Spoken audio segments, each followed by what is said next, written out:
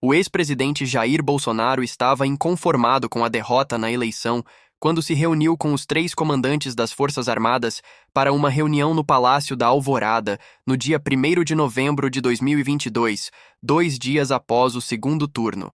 Naquele momento, os chefes do Exército, da Marinha e da Aeronáutica ouviram pela primeira vez a discussão se haveria alguma maneira de militares intervirem e o desfecho das urnas ser questionado. Não seria a última vez em que o ex-mandatário discutiria planos de uma intentona golpista. Os registros de entrada do Palácio da Alvorada, que constam no inquérito da PF, mostram 14 oportunidades em que ao menos um dos três comandantes das forças estiveram no local. Em pelo menos 4 encontros, Bolsonaro citou ideias variadas como decretar estado de sítio, estado de defesa e operação de garantia da lei e da ordem, conforme depoimentos dos próprios militares. A investigação da Polícia Federal, PF, revelou que a trama golpista incluiu abordagens insistentes à cúpula das Forças Armadas, num movimento que, segundo o inquérito, teve anuência do então ministro da Defesa, Paulo Sérgio Nogueira, e contou com o entusiasmo do comandante da Marinha, o almirante Almir Garnier Santos. Os dois militares figuram entre os 37 indiciados pela PF. Para os investigadores, a tentativa de golpe de Estado só não se concretizou porque houve resistência dos comandantes da Aeronáutica, o tenente-brigadeiro do ar Carlos Baptista Júnior, e do Exército, general Marco Antônio Freire Gomes. Os dois foram ouvidos como testemunhas e a colaboração deles foi fundamental para esclarecer parte dos planos de Bolsonaro no fim de seu governo, segundo a PF. Dos 14 encontros registrados após a derrota nas urnas, 4 tiveram a presença dos 3 comandantes. Em 5 ocasiões, 2 compareceram, e, em outras 5, somente um deles estava. Freire Gomes, do Exército, foi o mais assíduo. Esteve no Alvorada 12 vezes. Almir Garnier, da Marinha, foi ao local em 8 oportunidades, e Baptista Júnior, da Aeronáutica, esteve 5 vezes. Nesse período, Bolsonaro estava recluso no Alvorada, mas ativo nos bastidores. A primeira das reuniões com os comandantes ocorreu logo no dia 31 de outubro, um dia após a derrota de Bolsonaro. Freire Gomes e Garnier estiveram no local, em horários separados, mas próximos, no fim da tarde daquela segunda-feira. No 1º de novembro, houve o primeiro encontro com os 3 comandantes juntos.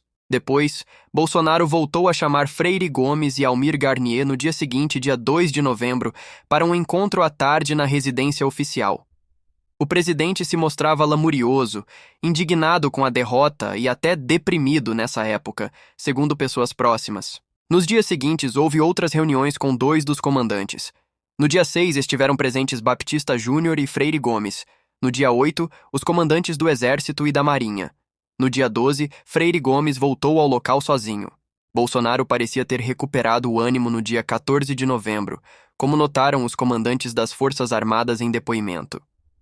Pela segunda vez, os 3 estiveram juntos no Alvorada e ouviram de Bolsonaro e seus auxiliares os achados de um relatório produzido pelo Instituto Voto Legal, que apontava falsamente para problemas no sistema de votação do país.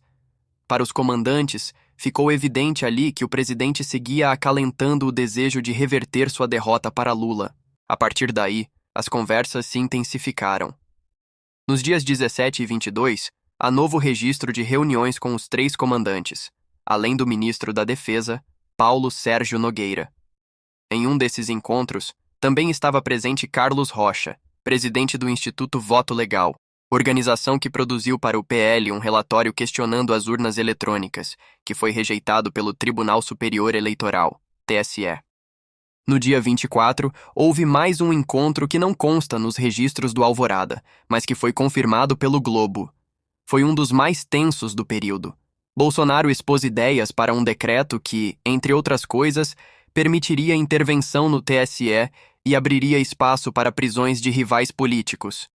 Garnier se colocou à disposição, Baptista Júnior protestou e Freire Gomes ameaçou prender Bolsonaro caso o plano fosse adiante, conforme depoimentos colhidos pela PF. A defesa de Garnier afirmou que reitera a inocência do investigado, esclarecendo que ainda não teve acesso integral aos autos. Apesar do embate, os comandantes ainda teriam de resistir às sugestões golpistas em pelo menos outros 2 momentos. No dia 7 de dezembro, Bolsonaro voltou a tratar da minuta golpista com o ministro da Defesa e os comandantes de Exército e Marinha. Felipe Martins, então assessor da presidência e apontado como um dos responsáveis por redigir o decreto golpista, também estava. O chefe da Força Aérea Brasileira, FAB, estava fora de Brasília e não participou. Por isso foi chamado ao Ministério da Defesa uma semana depois, no dia 14 de dezembro, para uma reunião juntamente com os demais comandantes. Na ocasião, o ministro Paulo Sérgio disse que tinha 1 minuta em mãos para revisão. Batista Júnior questionou se o conteúdo do documento levaria à ruptura democrática e recusou-se a vê-lo. Foi acompanhado nos protestos por Freire Gomes e deixou a sala, de acordo com seu relato à PF. O chefe da FAB sentia-se cercado. Dias antes, num evento no interior de São Paulo, fora abordado pela deputada federal Carla Zambelli, aliada de primeira hora do presidente, que o cobrava a não deixar Jair Bolsonaro na mão. O último alerta para Batista Júnior soaria em 16 de dezembro, quando o general Augusto Heleno o procurou pedindo uma carona para Brasília no avião da Força Aérea. Segundo o ministro, o presidente o chamara para uma reunião de emergência que, de tão importante, o faria perder a formatura de seu neto. O comandante da FAB levou Heleno à capital, mas não sem antes dizer que não compactuaria com uma trama golpista. Na reta final do governo, ainda houve visitas solitárias. No dia 15 de dezembro, Freire Gomes esteve no Alvorada sozinho. Garnier, o único que teria concordado com o plano, voltou ao local nos dias 18 e 27 de dezembro. A PF mostrou que até os últimos dias de mandato, Jair Bolsonaro e parte de seus aliados insistiram em formas de questionar a eleição e seguir no poder. Eles chegaram a planejar o assassinato de Moraes, de Lula e do vice, Geraldo Alckmin, além de terem conspirado com militares de escalão mais baixo e das forças especiais do Exército. Para a PF, a insistência dos comandantes em resistir ao avanço golpista foi decisiva.